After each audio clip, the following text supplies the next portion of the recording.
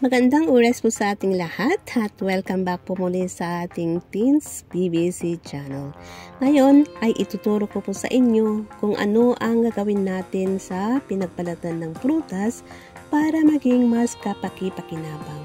Una, gayatin po natin sila ng maliliit at pagkatapos po ay ilagay sa isang lalagyan sa alternatibong paraan with soil para balanse po ang pagkahalo.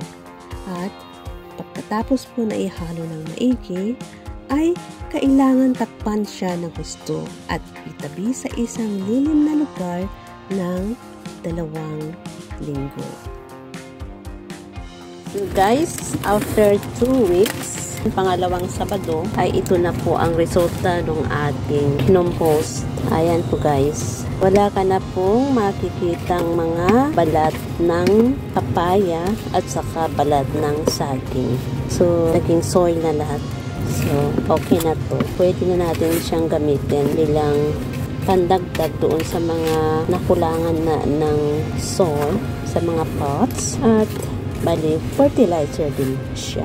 So, hanggang dito na lang po guys. And thank you again for watching. God bless.